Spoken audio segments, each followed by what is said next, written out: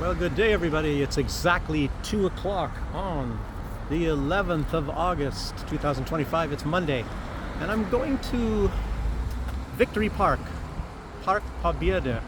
It's in those woods in the distance over there, and actually it goes down quite a ways, so I'll be going there. But at the moment, I am standing. Well, here's a kind of a bus made by probably in the area where I live at here in Minsk. So they make those buses. I think they make them for Sweden and other places too. But anyway, this is the Galleria. That's one of the most visited shopping malls in Minsk. And as you see, it's back to school. A lot of things up there. And as you see, young people hanging around over here and everywhere. In fact, let me walk a little bit over here. I'm going to do some news. I'm actually going to try to do 2 videos today. I want to do one about Victory Park, kind of a travel sort of a video. I'll go over there, but yeah, I don't know. Oftentimes during the school year, there's a lot of youth hanging out here, going around. Well, there's one on a scooter, but they had skateboards and things like that. And I did a video here once, and I think maybe it was even on this bench. Some young girls were sitting there, and I was talking to them. Long time ago, maybe well over a year ago. And of course the metro stop here is Nyamiga, so, and a lot to do around this area. Of course you can take a walk. That's the Island of Tears over there. That is, I guess, like memorial for the soldiers that died in Afghanistan. Ooh, I'm getting sprayed with mist here. So, still some young girls around here. But like I said, it's a nice walk around here. You can rent paddle boats, all that sort of thing. And oftentimes they have little, what do they call it, fests or something there. They sometimes put up a stage, musicians and all that sort of thing. When they have that, you can't come and film because you know how it is with YouTube. If they can't make money off of music, you're not allowed to have music. So you have to have some nobody people, that just put some music together. I guess then it's okay. People taking some photos over there. I don't know. Maybe of the clouds. Oh, look at that. It's threatening. It's telling me, I'm threatening you. Threatening you with some rain. So, let's get into some news. That's what most of you always tune in for. But no kids skateboarding or nothing. Maybe they're off somewhere doing something. A lot of them. Maybe it's only in the school year, on weekends. It's quite windy. I hope you guys can hear me. Oh. Maybe they do stuff here. Maybe that's where people normally sit, I guess, around here. Maybe little performances. I am just guessing. Not that when I've been here. Expensive place to live over there, I guess. Okay, news. It seems like there is a plan by somebody, NATO, the EU, all of the above, the United States, always involved. The United States tries to be the silent partner. You think it's always Israel. Israel is as well, very, very often. Maybe I should interject with my narrative first to say that I didn't know that Israel was huge into surveillance of Africa. They've basically had control of everything over there, all media. They could listen in on everything, read all emails, everything. They had complete control. And Ibrahim Traore mentioned that, and apparently Africa is getting control. Otherwise, Israel had complete control, knew everything about everybody there that was ever on the internet, I guess. So that was just something I wanted to throw in there. But anyway, Moldova looks like they're going to be the next sacrifice. A lot of people say Poland. Maybe Poland is, I guess, what do they call it? The coup de grace or whatever like that. They're going to wait till later on. And it seems maybe there's a lot of people. Brian Berletic is one of them. Brian, I'll get around to him a little bit. I'm mentioning him earlier than I wanted to, but it fits in with what I'm saying at the moment. But the United States is tricking Russia. That's what this is all about. And sure, they want to end the war. Trump wants to end the war. Trump wants to look like he's the peacemaker. He doesn't want this war permanently ended, obviously, because his backers don't want it permanently ended. They just want it for show. Donald Trump wants it just for show. And that fits their purpose perfectly, because they realize at this juncture they cannot defeat Russia and bring it to its knees and make a strategic defeat and all that. So they're going to give up, at least for a short period of time, of poking the bear. Russia has the upper hand right now. So apparently they want some kind of a pause. And, you know, a lot of people talking about a ceasefire. Even the good people, like Fico, is talking about a ceasefire. But obviously, what a ceasefire is going to do is it's going to allow them, Ukraine, to rearm. But the whole purpose is, I guess, to make it really, really big. If they can get the hostilities to stop right now, or freeze the line right where it's at, they will make something really, really, really big in the future, because they realize that right now maybe they just didn't have enough impetus to defeat Russia.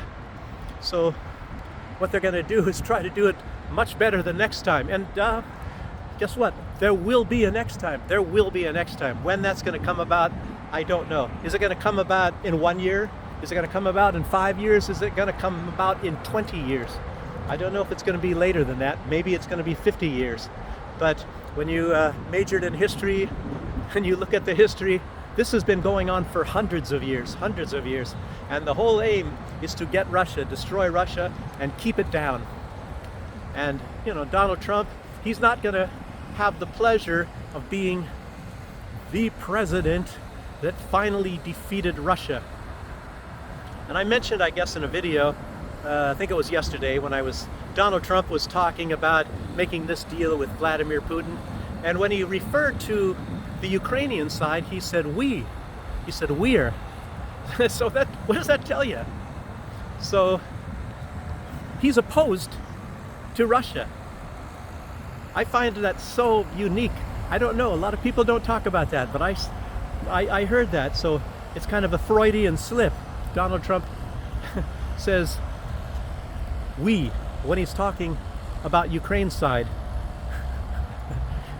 You know, the Russians are on one side and we are on the other. So it's kind of an admission that it's a proxy war. And of course it's a proxy war. I think Marco Rubio even admitted that. You know, maybe he wasn't supposed to let that leak out, but, you know, other people in the administration have let it leak out as well. And some people are happy with Witkoff. You know, he's, I guess, at least a diplomatic type of guy. But I believe it is Hamas saying that Witkoff went to Israel and sabotaged the peace process between Hamas and Israel. I don't know. You know, that's what Hamas says. But if you look at how things have been going ever since the establishment of Israel, you know, nobody needs to sabotage any relations between Israel and the Palestinians, because Israel does it all the time. They do it perpetually. It's already sabotaged, and they are never going to ever do anything on the side of the Palestinians. They're just going to screw them over massively all over. Anyway, I still have quite a ways to go. If you see a tower, and that's where Park Babirde is at. The War Memorial is right there as well. I'll have to do a special video there, but let me just walk out through here. So a lot of you mentioned how beautiful it is in Belarus, and it is. And one thing you have to notice, you know, say compare Minsk to Berlin, and you can't compare. Berlin, unfortunately, is like a sewer. And I mentioned at some point in time, and somebody also put the name up of this vlogger, and I forgot his name again. I believe he's German. And he was showing, you know, all the drugs and the people taking drugs and zombieism and stuff like that in Frankfurt. And it was people taking drugs on the streets and all that when I was there, but it was a little bit more subtle, and you kind of had to think and say, well, what are they doing? And then you look at what they're doing and sticking a needle in their arm or something like that, you know. And if you didn't ask yourself and you just mind your own business, you didn't see it.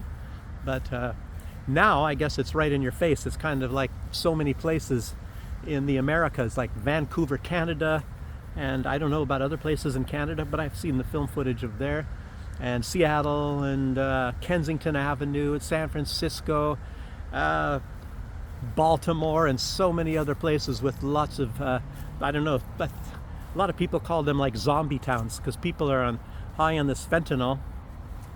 And I saw, well, I'll get into this thing about Maduro and Pam Bondi in a little bit. Let me just kind of start going through the stuff instead of shooting from the hip here. So they have now 101st Airborne, of course. They're doing more drills in Moldova. And I looked it up just to see how this works out on, I think it was on Wikipedia or Google or something like that. And you ask about 101st Airborne in Moldova, and I think they've been there for like a year at least. And I was asking, who is stationed in Moldova? What American military company or battalion or division, whatever 101st is, I'm not even sure. I guess it's maybe a division or something. I was in 8th Infantry Division, but it's and I'm not saying that it's the entire division, because I was in 8th and we were on the eastern side of Germany. We were right on the border of of East Germany. The worst place, where people called it the very worst place in all of Europe to be stationed. And I guess, most of the time people that get sent there are sent there for a punishment. So, and that's probably why I was sent there, but I've mentioned that already in other videos, something like that. So, it was okay. But anyway, and Baumholder, I believe, was the headquarters, or is it Bad Kreuznach? Strange, when I did something for the commanding general, and I got a letter and kind of an award or something back in 1985 or 6 or something like that. Anyway, I'll get that out one day when we get our bookshelf and I can start unpacking boxes and things like that. But anyway, it's on the far other side of Germany, and our unit, which the military intelligence unit, we were from the 8th Infantry Division, we were on the border on the other side, completely opposite side of Germany. So it's not like you all have to be in one place at the same time and all that sort of a deal. But 101st Airborne is over there in Moldova, and when you look it up, I think it was like Google, I asked, and they said they are not there in, and it's like, yeah, what? And they're trying to say that they were there. And then I just saw some film footage today, just came out today, of them wearing camouflage, and and I guess they're doing a lot of prepping up of the Moldovan military and working with them and all that sort of a deal. But they've been there for over a year, so that's kind of misleading.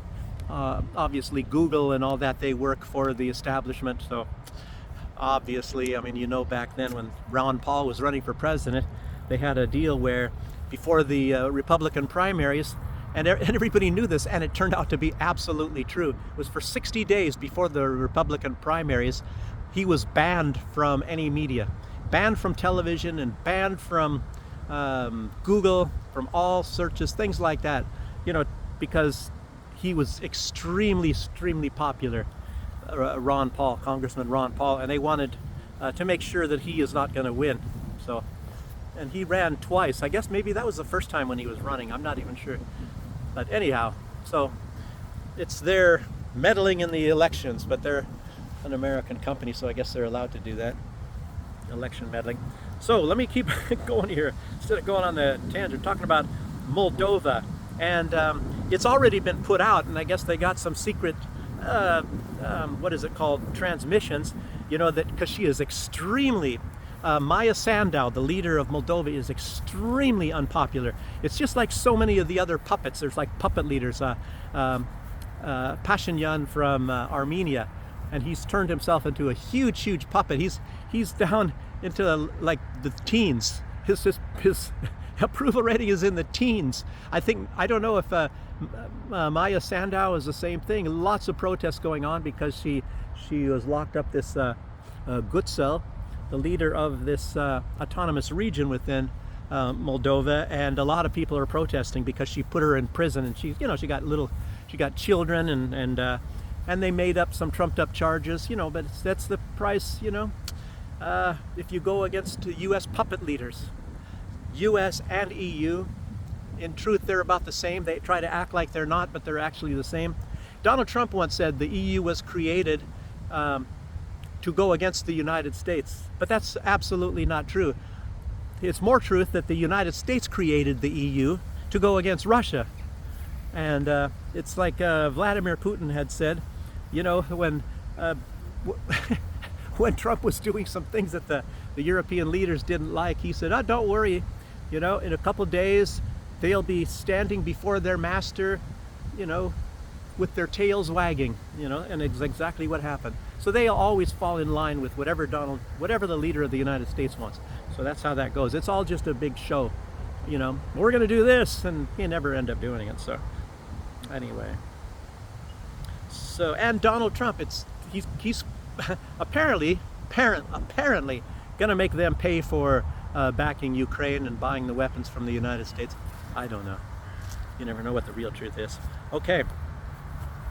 So, Iran is extremely angry because of what is going on with Armenia, because that is, there was their connection through Armenia to Russia, and they were setting up, Russia and Iran, like I said, the north-south corridor, and the United States is obviously going to be using that to upset a lot of things. They're going to be bringing in weapons, and they're going to be using the Caucasus and starting more wars there and all that. Like, remember what the CIA was doing in Chechnya? So it's gonna be quite a future there, and it looks like they might have a lot of sway over Azerbaijan as well. It's very strange because you wonder if there's Russia is not really panicking. That's very strange. And you got to think of it. I think like Azerbaijan and Armenia are antagonistic towards each other, and maybe both of them are not obviously not antagonistic to the United States. So, and Donald Trump thinks that he made peace between the two. They kind of shook hands and all that, but I don't think it's really a peace between the two. There's some disputed territory, and Donald Trump, well, he signed for it, that the United States gets control of that area for 99 years, otherwise 100 years, and that's the whole deal. And of course, a lot of that is to make sure that there's not any easy connections between Russia and Iran. So, because they don't have to go through that corridor, but otherwise there's only two other routes, but that is the one that's already been, for the most part, established, and it is working quite well. And now Russia and Iran would have to basically start from scratch and find a different way. There's already the rail lines or something existing through there. But anyhow, let's see. And when Pashinyan, when he signed this, he looked like a 5-year-old child at his birthday party. And I don't know, but he's getting some sort of a reward, and I don't know. He's been looking really worried. They got all kinds of photos where he's like this all the time, and they might have the goods on him or whatever. Why would somebody virtually do all of that against his own people? He screwed up the church big time, took their autonomy away and all that, and they're the biggest Christian society on planet Earth, and the oldest Christian society on planet Earth is Armenia, as I've said, and he destroyed basically the autonomy, of the most powerful institution in Armenia. A lot of people saying it's like a power grab for him, but I don't know. I don't know what that's all about. And as you remember, the CIA, Pompeo, even before Zelensky was there, was with Pompeo went with Poroshenko, and they basically took away the autonomy of the Orthodox Church in Ukraine. So that was like a pre-step. Very strange. A lot of things. I don't know, what does Jesus say? There's nothing new under the sun. And some people say history repeats itself. So maybe the same sort of deal is what's happening there. I don't know. But did Mia Sandow? I don't know. A lot of the anyway, these are some real evil people, and or those that are doing the bidding of evil people. And I was mentioning many years ago, a long time ago, over a decade ago, that it looks like that the West, or the United States, you know, one of the main opponents of them is Christianity. I'm not saying church in general. They've already been against the Muslims, but it's Christianity is a huge target. They're really, you know, the U.S. and the establishment, they're really going after Christians, really big time. So Christians should realize this. I don't know if they have to do anything, or can they do anything. That I kind of, anyway, I don't know if I want to get involved in that. So let's see. I talked about that church. But I think Iran is probably suspecting that the United States is going to put military on this corridor, this separation line, and this disputed territory, you know, where they have Azerbaijan on two sides, and then the part of Armenia runs right in the middle of it. So in other words, to get from one part of Azerbaijan, you have to cut through Armenia to get there. And I guess right now Azerbaijan has control of that territory, but I think it's still officially Armenian. So you know, it's strange. And I think maybe Pashinyan thinks, aha, now Azerbaijan doesn't have control of it anymore because the US does. But I don't think so. I don't think this, I don't know, because I don't know. It's theories. It's just way too much to be talking about. So where was I at here? Okay.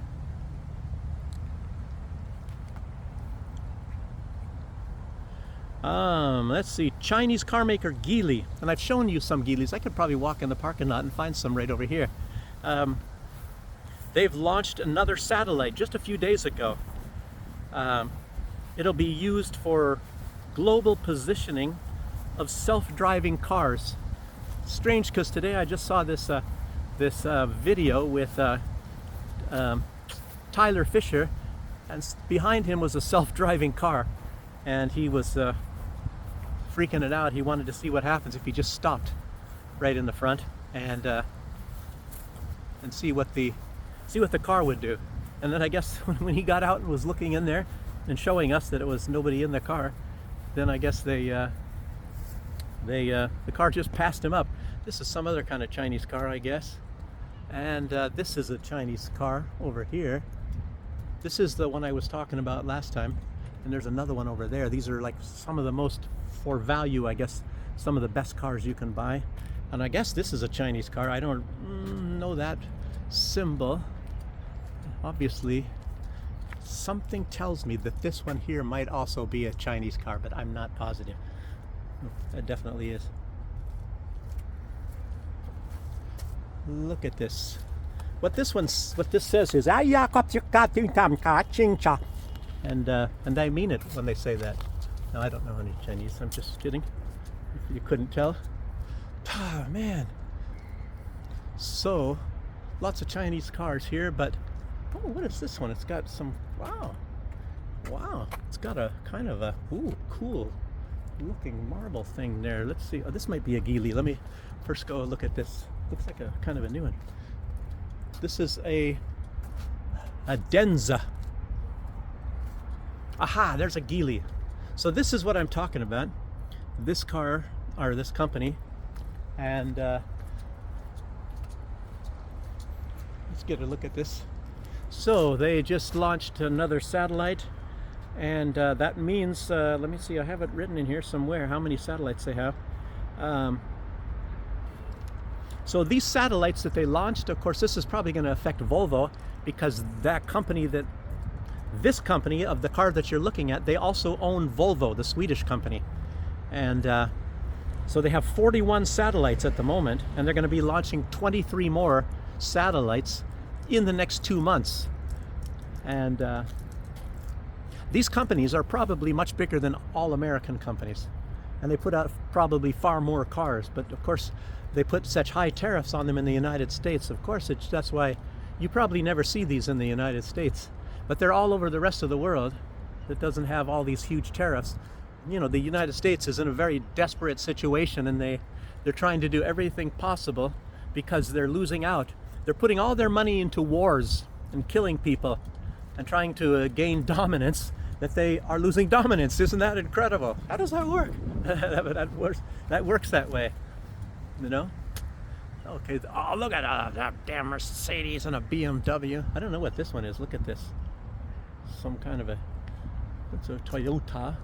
So some of these, I don't really know what they are. What is this one? I've seen this symbol quite a bit. It's this electric vehicle right here. Anyway, a lot of you aren't that interested in cars, so let me tear myself away from this. Oh yeah, I walked past that one already. So let's keep going. What else do we have here?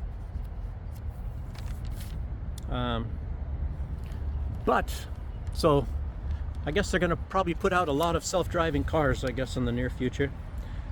And Trump has put Tammy Bruce. Remember, I've talked about her in some other videos. She's a real vicious one. She's a real hateful. She's filled with hate. Unfortunately, she's kind of stupid. When somebody's filled with hate, you know, like Annalena Baerbock, and stupid.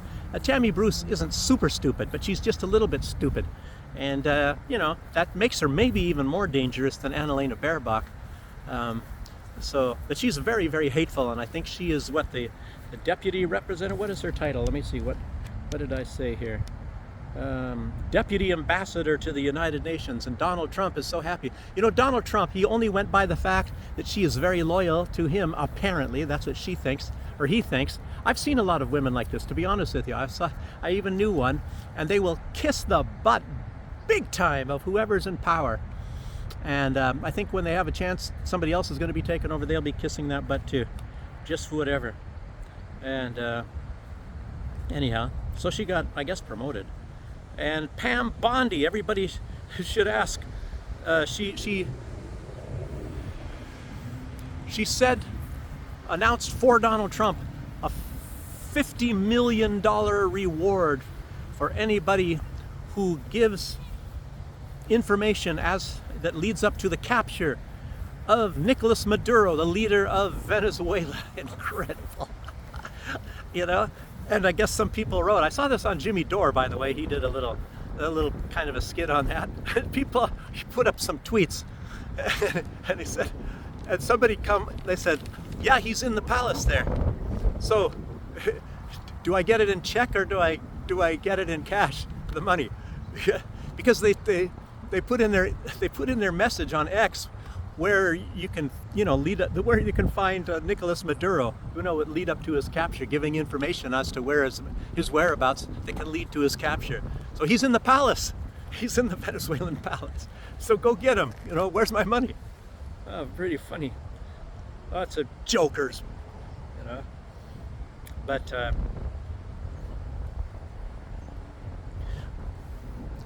I don't know. Jimmy Dore actually asked this as well, and a lot of this has to do with, why? What is this? You know, they're trying to say that that he's a big narcotics dealer. That gosh, Nicholas, you know, I guess he's got a lot of spare time, so he's dealing into narcotics because it doesn't take too much time, I guess, to run a country under heavy sanctions and all of the other problems in Venezuela. So on the side, he's a big drug dealer, I guess, is what they're trying to say. And obviously he's not. I mean, I'm sure he doesn't have the time to do that, even if he did want to. And it's just an excuse, you know, like somebody gassing their own people, or you know, or remember George Galloway? They said George Galloway was a big business partner of Saddam Hussein of Iraq, and they didn't count on the fact that George Galloway was going to fly to Washington and say, okay, let's have the trial. Show me the evidence. Let's talk about it. And they were, yeah, you know, and then they had some forged signatures and things like that. So it's just a big bunch of fake stuff. Like the United States loves to do that. Israel loves to do that. I mean, that's what the good guys do. The good guys, they do this kind of stuff. They have their intelligence agencies. You know, I mean, they got to have something to do, the CIA, and you know that. So anyway, so Nicolas Maduro, I guess a big drug dealer, and I think Pam Bondi said that he is personally responsible for sending in, what was it, 7,000 pounds or something like that of cocaine, or I don't know, something like that.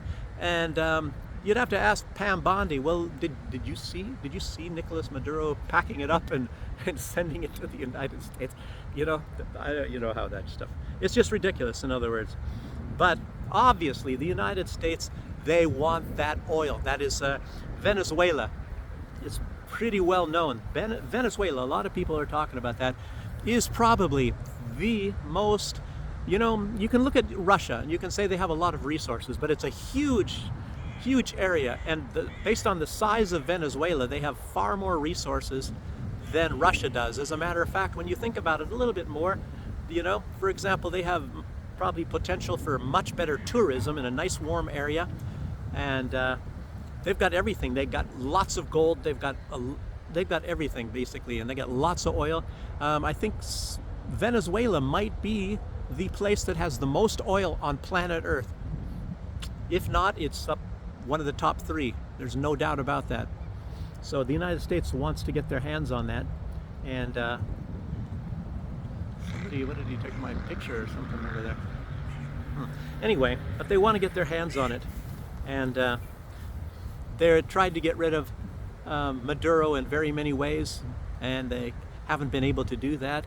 I don't know if they've really tried that many assassination attempts, but I guess you never know. If anybody ever comes out and they tell you about whatever they tried to do to kill Nicolas Maduro, to get rid of, they tried to put up Juan Guaido and take charge. A guy who was a self-appointed leader of Venezuela. He got up in front of some the legislative body one day and said, I'm now the new leader of Venezuela, and it was backed by the United States. But actually there was a guy that was behind Guaido that the United States was really going, and I forgot the guy's name, but Guaido is sort of a puppet of this other guy who is a puppet of the United States, and I forgot the guy's name. Maybe somebody out there listening knows the real, who that guy is. I can't remember. Some guy, I think he's got glasses. Anyway, and then of course you see what they call here Tikhanovskaya, Svetlana Tikhanovskaya, who's in Lithuania. She's the self-appointed leader of Belarus. They call her Juanita Guaido, as a kind of a thing, because there was Juan Guaido in Venezuela, self-appointed leader, and then we have a self-appointed leader who's running Belarus from Lithuania, apparently. She's got her own cabinet and everything. I don't know who pays all this stuff. Now her husband is free. Lukashenko released him, I think, some weeks ago. And he's telling everybody they got to be more brutal or something like that. Some of these people that were in the opposition, and some that are in, I think, in prison. I don't know if somebody secretly recorded them or if they did some sort of an interview, but they said if they ever come to power, they're going to kill many thousands of Belarusian people that supported Lukashenko. They're going to kill them. So just to let you know, democracy is working with the opposition. The United States, they always support the democratic peoples, And as you know, that was the United States. Victoria Nuland, she admitted that, and she admitted that they're going to continue to try to overthrow the government of Belarus. Minsk, where I'm at right now. Because look at these people. Look at how terrible they have it. You see these people? Look at them. Those young girls over there, they're 15 years old. They don't have cars. They're going on scooters. Can you imagine that? Look at these beautiful Chinese cars, all the traffic and everything. Nobody can, they can, look at how ugly this is, and hotels, and yeah. See? We're all roughing it here. We're all suffering. Believe it or not. I saw this, I was telling you guys, I saw this video. It was Glenn Deason, I think probably the latest one, with Glenn Deason interviewing Brian Berletic. And Brian Berletic, he is absolutely excellent. He was talking in there, and he said that the United States has this tremendous ability to get into countries and convince people that they have it really bad and things like that. I was thinking, damn, that's exactly what it is in Belarus. And you talk to some people, and there's a lot of them here. And then you try to find out, well, what is it? What is it that's bad? Why don't you like that? Well, you have to live here. And I just said, well, okay, well, I do live here, You have to have grown up or whatever. I say, well, okay, well, what is it? You know, it's just absolutely incredible. It's just like Assad. Assad is a brutal leader. Yeah, I told that in another video. I said, well, what did he do that's brutal? Did he line a bunch of people up and shoot them like the Israelis do? You know, no, but he's brutal. You know, and well, what did he do that's brutal? I mean, bad guys do bad things. What did he do? Well, he's a bad guy. So, you know, I tell you what, when you're ever in a position like that, and you got to ask yourself, well, you know, well, why don't I like this leader or whatever like that? And you got to come up with some sort of evidence. And if you don't have any kind of evidence, you don't have anything like, oh, number one, number two, number three, you've probably been friggin' brainwashed. So you got to wake up, you know? It's like Donald Trump, you know? He swears that the United States won World War II. But yet, you know, go to this war museum here, and it's very strange, I guess. You know, the terrible thing, Roosevelt, the president of the United States at that time of World War II, said the Soviet Union defeated the Nazis. And they won World War II, basically, the Soviet Union. This guy named Winston Churchill of England said it was the Soviet Union that defeated the Nazis. And the Nazi army, who did they surrender to? Oh, they surrendered to the Soviet Union. Oh, for God's sake, they didn't surrender to the United States. No, but Donald Trump, I think he maybe he took a parallel universe, time warp, time machine. He got it from Napoleon Dynamite, I think, and he went back in time and yeah, maybe he won it. He probably won it. He's going to come and say that he's the one that actually was the one that caused the United States to win World War II. But anyway, I'm just talking about a lot of brainwashing, you know, and we all got to be careful. And I've been brainwashed in the past, you know, and of course it makes you a little bit more aware, you know, the next time you got to say, are you blowing smoke up my backside, you know? Are you blowing smoke up my ass? You know, that's another interesting thing, you know? I guess in the old days, they used to have a belief, and I don't even know when this was, and they used to think, you know, that's where this expression came from, that I guess they had like a little pipe or something like that. I'm sure they cleaned it off after every customer, but I guess you pull your pants down and you back up to this little pipe, and they blow some smoke up your backside, and they thought it was a health cure in the old days. So, and then they find out that it's a whole bunch of bulk. Well, it's a whole bunch of smoke up your backside. So so that's where they came up with that. Are you blowing smoke up my ass? Anyway, so let me keep going. I got to Tammy Bruce, Pam Bondi. Yeah, we got to blow the smoke up and try to and get Maduro, the drug dealer. Oh my God. Oh my God. God. Okay. So, the crazy world. Okay. So, I think there was a lot of people. Now it's coming out like in Sputnik and maybe the Russian type of news over here, that a lot of the reason why the impetus or the catalyst for Donald Trump putting this $50 million reward on Maduro's head is because, well, it's in two parts. One part is just like Steve Bannon, the one who made Donald Trump in the first term. Was campaign manager. He said that Donald Trump is Israel first, and there's a lot of people in Congress. Everybody knows they're Israel first. They put Israel above the United States, and that's an undeniable fact. And Donald Trump, he probably puts it on an equal level. So if you attack Israel verbally or anything like that, it's just like attacking Donald Trump himself. Now you can attack Texas or something like that. He's not going to do anything. But if you verbally attack Israel, then he will step up. And there's a lot of congressmen or guests that are the same way. But so Nicolas Maduro was giving a really scathing talk about Israel and Satan Yahoo a few days ago. Uta, she just commented on my last video. Thanks for giving me that name, Satan Yahoo. And so he had a scathing little talk about Satan Yahoo. I don't know, something about maybe killing tens of thousands of innocent people and children. Maybe somehow that upset Maduro. And I guess they just killed a very nice journalist. He probably was a Palestinian, you know, has a small daughter, and I guess the day before that Israel killed this guy, they killed the entire Al Jazeera team, I guess, Israel. They were in a tent, it was a journalist tent, and of course they bombed it. You know, they bomb a lot of people, they kill a lot of journalists, the Israelis do.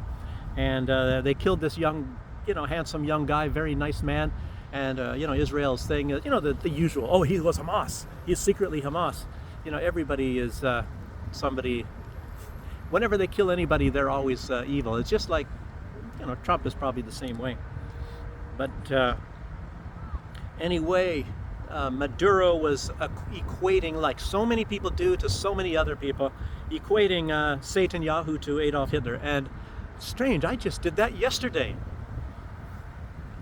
So maybe we're connected. Maybe me and Maduro are connected. I gotta watch out, you know, because I was talking about yesterday. That was even the title of my video, and you know how similar it is. And so many people have drawn that parallel. That Israel is extremely similar. It's like you just change the name, you know, to Germany, and everybody would think that that was Adolf Hitler there, because they're doing everything nearly identical to what the Nazis did, except instead of it being actually, you know, they went after Jews and a lot of people, but they're going after Palestinians, and they're trying to virtually, they want, you know, ethnic cleansing, and if they won't leave, they want to exterminate them. That's what the whole deal about that is. They destroyed everything, all the buildings, all the houses and everything. They're destroying absolutely everything. Even that journalist's home was destroyed, and his other members of his family were killed, and now they got him. And they probably are going to end up getting his little daughter, and I think he might even have a son too. I think he has 2 children. They'll probably kill them too very soon, you know, the Israelis, because, you know, that's what they do. That's what Satan yahoos do. Boy, oh boy, oh boy. Making kind of jokes about this is even bothering me. So, but anyway,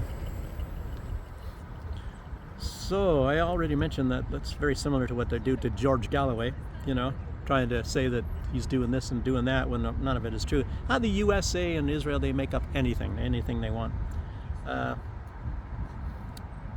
So the Hate Russia Club in the EU is frantic that Donald Trump and Putin could establish peace. You know, overall, Donald Trump is working for them. You know, they should know that. But maybe, you know, to make some sort of sacrifices, you know, and they're making the sacrifices. And of course, they willingly made it. They made these this tariff sacrifice. You know, Ursula von der Leyen going over there and getting absolutely nothing and giving everything to the United States with that deal.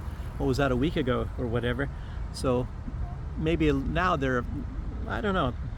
But I'll tell you what, Donald Trump, obviously, he's working against Russia. He wants to destroy Russia as well, you know, because that's what his puppet masters want. And that's what the puppet masters of the EU, which are all the same puppet masters, by the way. You guys all know that. Brian Berletic was basically saying all of this similar stuff that I'm saying right now. And it's all a trick. They're going to trick Russia. They've tricked Russia for hundreds of years, many times over. They trick Iran. They trick all these people. As a matter of fact, they even trick each other very often. You know, when somebody sees a way to get a deal. Donald Trump just tricked the EU. But of course, they knew that. They made the deal, eyes wide open. They made that deal. It's incredible that they would do that. But they've been doing that quite a long, getting their pipeline blown up and everything. It's absolutely incredible. It's like, what the heck is going on? These people are traitors to their own country, which in truth they certainly are, these leaders. So, but they don't want peace. You know, peace. I'll tell you what. But they're all pretty damn stupid, if you ask me. So if Donald Trump can establish some sort of a peace where they can make it so that they can do just exactly what they did with the Minsk Accords and continue to build up the military of Ukraine, and then have them attack Russia one more time, you know, because right now Ukraine is losing big time, and Russia is just kind of like taking over, and a little bit more and a little bit more and a little bit more, and maybe what will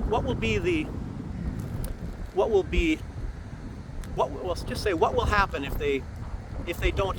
They're probably not going to come up with any kind of peace, at least not this time anyway. But that's what they're all scared about. Very strange anyway. But if they don't, so what is going to happen? You know, they don't come up with a peace. I don't know. I think they're all making much ado about nothing at all. And but I think a lot of these people in the EU right now, where they're marching to build up their militaries, they're out for, they want to make a war with Russia by 2030, by 2030, if not 2029. Everybody knows that. That's no secret. And of course they're saying Russia wants a war about that time. And no, it's you. You want the war at that time. So, you know, it's like they think everybody is completely stupid. Absolutely strange world. Yeah, I mean, you gotta sit there and laugh. It's like, are they stupid or do they think we're stupid? So, but anyway, they want the profits, they want the kickbacks. They looking at Zelensky and say, this guy's become one of the richest people on the planet Earth. You know, we want a piece. I want a piece of the pie for me. You know, that's what they're all saying. And, you know, they're all wealthy people anyway. Ursula von der Leyen, what did she make? She made many millions on the big Pfizer scandal. I think that she got off the hook as well. You know, that was what some billion something vaccines. You think they went for €1 each? Absolutely not. So they went for a lot of money, and she made a lot of money on that.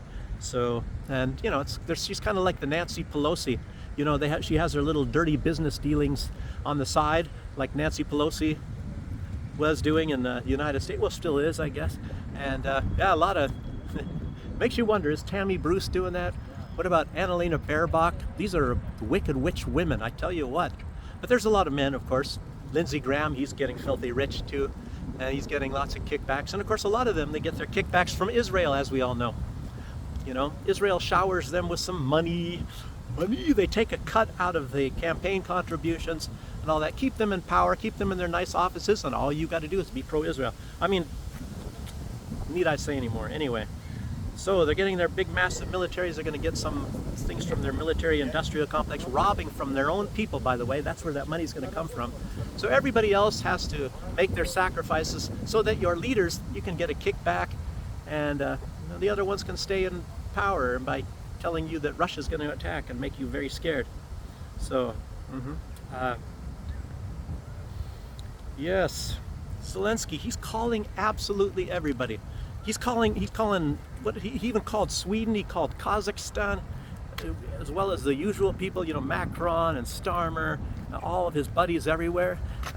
He might even call me. I think he's going to give me a call too. I wonder if I'm on his list. So anyway, I got to get back to my phone because he might be giving me a call sometime too. He wants to get everybody against Russia and Trump, I guess. Well, he wants to get everybody against the deal. You know, he's really scared. I don't know. He's got to be changing his pants very often, you know. I don't know. Does he have green pants? How many pairs does he have? So,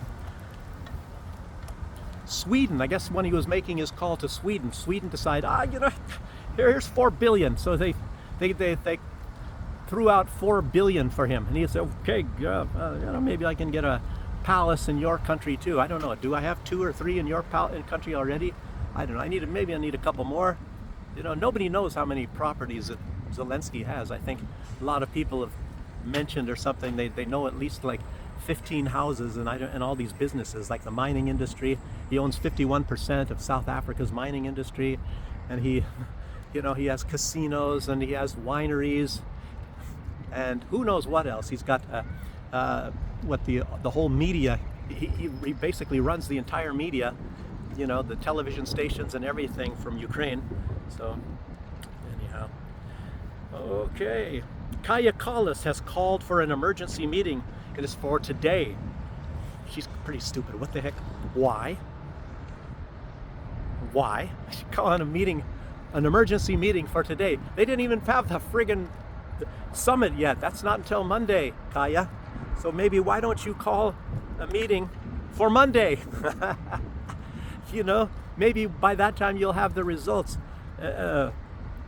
Depending on, you know, what time it is over in Alaska, what time zone they're in, and then you guys can have a reaction meeting. So, because what are you going to do beforehand? You don't know what they're going to discuss necessarily. I mean, come on, that's pretty stupid. But anyway, I guess she was probably never blessed with the same kind of intellectual capacity as us regular people walking around on the street. Makes you wonder, do you have to be really, really stupid to be a leader? When you look at some of these people. Anyway. like I said, I don't really like to criticize regular people walking around or nothing like that. All of us, we have to make a living and all that. We have to work hard. But then when you get these leaders, you know, that are in charge, when they're bad leaders, the bad leaders, the ones that are really incredibly stupid, they do things that does terrible crap to their country, you know, or their jurisdictions, like Kaya Kallas, Zelensky, making sure he can kill off 400,000 of his own people and then keep it going. He wants to keep it going. Just my own people. What do I care about them? Anyway, I remember, what was it, back sometime towards the beginning of this war, some leaders were saying, you know, that it's okay, and that was even from his own country. They're talking about killing Europeans, and that's kind of okay, but we don't want to waste the lives of the precious American ones. And he was actually serious. That wasn't even a joke. That was incredible. I think it was Poland. Poland was saying that, the precious lives of the Americans. It's like, huh. So, anyway, mostly what they want to do is keep this war going. So you know, they can talk on telephone, they can send some emails. Well, what happens if they decide this? What happens if they decide? What are the possibilities? They can do that, and then when they actually have the possibilities, then why don't you decide? Why don't you wait to the day that they have the meeting?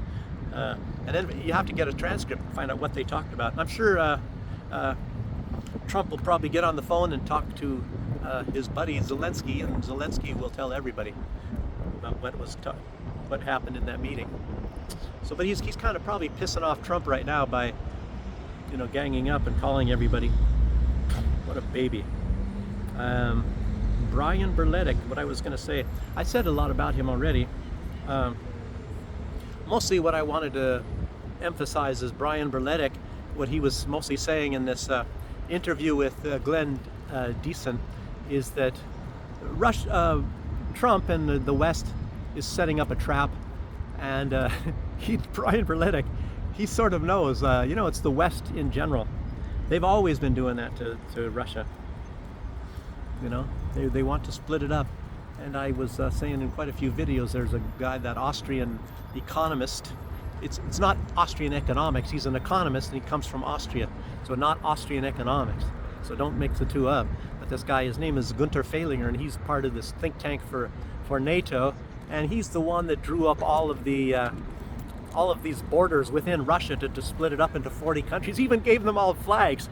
You can look it up online. Look up Gunther Fehlinger, and you can find this stuff. And I think there's one, I think, has 30 countries. One is 41 or something like that. But anyway, he's saying how he's going to split up Russia. I think he left Belarus whole, but he has like one country that he hates more than anything. It's Belarus. It's this country right here. He hates Belarus. That is most hated country. I think at that time, when I was reading some articles, he was putting out some sort of a message, a tweet or whatever. And at that time, I think his second most hated country was Serbia. So I don't know. You know, you'd think it would be Russia, but maybe it really actually is. But maybe he just didn't want to. He didn't want to say. So. Gosh. She was turning around the same time I was. So anyway, nice looking couple there. Look at how bad they have it. Look at how terrible it is. Look at this. Look at how terrible this is in Belarus. It's a weekday and they have time off. They're enjoying themselves out for a walk like these people here. It is so terrible. It's really terrible. I tell you what, look at how bad we have it here in Belarus. Nice parks and things, mowed grass, flower beds, everything's taken care of. The roads are well paved. I can't take it anymore. Anyway. So I guess Brian Berletic is telling us it's probably going to be another one of the United States or the West. Not 1 inch, you know. We're not going to expand NATO, not 1 inch, remember, after that. And then they've expanded and they took in virtually everything. Now they're actually, Ukraine used to always be a part of Russia, and now they want to take the Ukraine too. So I don't know what comes next if they have to get, you know, of course, Moldova's, you know, they already have those. They already have a lot of those countries. And it looks like right now, in one fell swoop, just a day or so ago, they took Azerbaijan, their independence from Azerbaijan and Armenia. I guess definitely Armenia, because he's already signed over to be a puppet. And I thought they had Georgia. Like even back in 2008, you know, when we had that invasion, so to speak, or whatever. Georgia into South Ossetia, and Russia had to come and save them.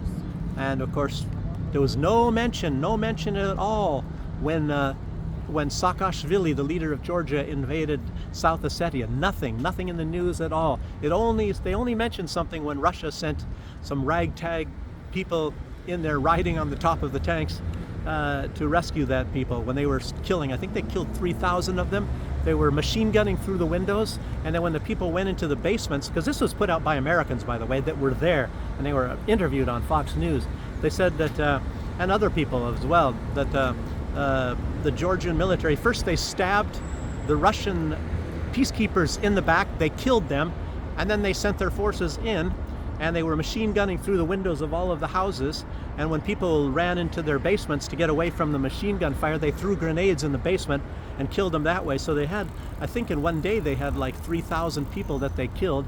And then Russia, of course, after 3 days, it took 3 days to get there, so they started hurriedly, and like Putin was in Beijing, I guess, at that time. George Bush was the president, and he had to leave. He just got there, Putin, and he had to leave right away.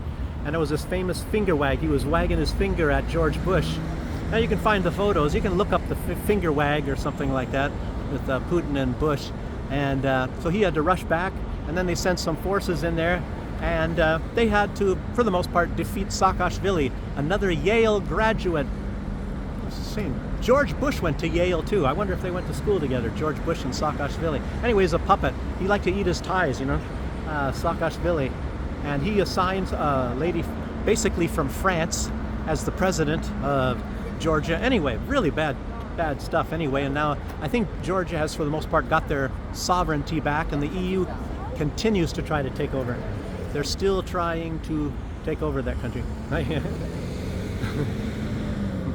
So, but anyway, that's makes you really wonder what is next.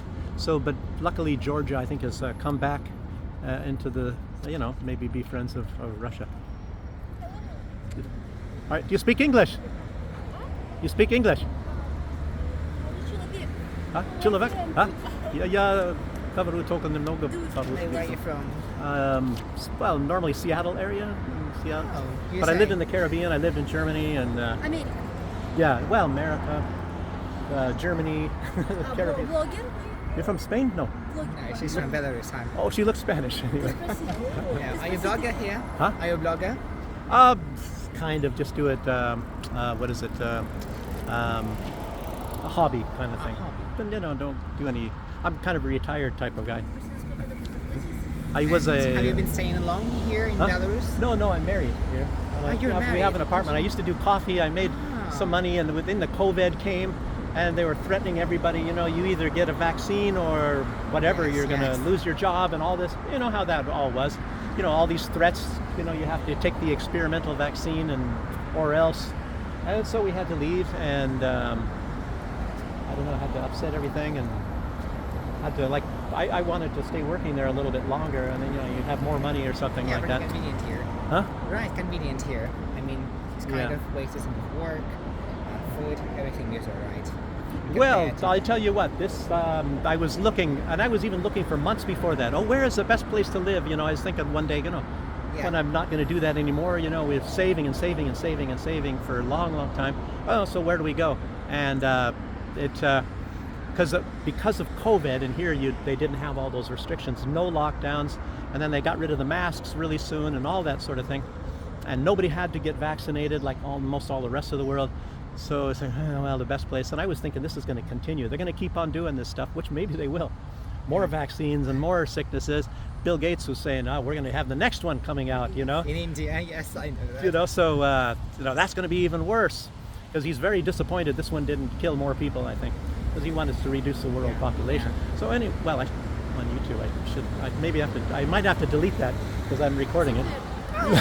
Thank you so much. And Bye. YouTube doesn't want to be talking about that. They've deleted me many times, when you talk about things they don't like. So I don't know. So they have policies. What's that? Policies, usual thing. Policy? Policy, I mean, Politics. Bill Gates, vaccines, Yeah. lockdowns, everything. Yeah, money is switching here and there, and that's a lot of corruption. That's why I like Belarus. There's far less Yeah, likewise. You know, and you see these people here saying, oh, how bad it is here. And I was showing in this video, I said, yeah, look at how terrible everything is. The grass is mowed, people are relaxing, they're walking out for a walk. You don't really do that in a lot of countries. course You it know, is. and you have drug addicts all over. You can't walk around at night. You're going to get raped or you're going to get robbed and things like that. Oh, but Belarus is so bad. No, it's safe here and compared to all the European Well, parts it's of the United safe, it's States. clean. You can see where your tax money is going. And in the look, go to Berlin, and the grass is up this high, and Yeah. drug addicts and fights and all kinds of stuff. And it's going to Ukraine and to make war against Russia. Oh, but those are the good countries, and this is a bad country. It's like, what? How does that work out? You know? Anyway. Okay, thank you. Have a Okay. nice day. You too. Bye bye. So anyway, a nice exchange. I'm in the bike lane here. Matter of fact, I think I'm supposed to walk up there, and this is for bicyclists. Why do they do that? They hate bicyclists? Okay, well, I'm almost to the end here anyway. But anyway, Brian Berletic, what I was saying is, they're going to probably pull the same thing on Russia, what they did before. Not 1 inch. And then they're going to start, flooding in military and weapons and everything back into Ukraine. It's going to be like another Minsk. Like the Minsk, they're going to bait Russia. And Russia, I don't know, Brian Berletic didn't say this, but I would tell Russia, I would say, fool me once, shame on you. Fool me twice, shame on me. We're not going to fall for that this time. So anyway, that turns out to be another 1 hour video. And I have to do another video probably if I'm going to walk around the park. So thanks for joining me, and I'll see you on the next one, everybody. Bye-bye.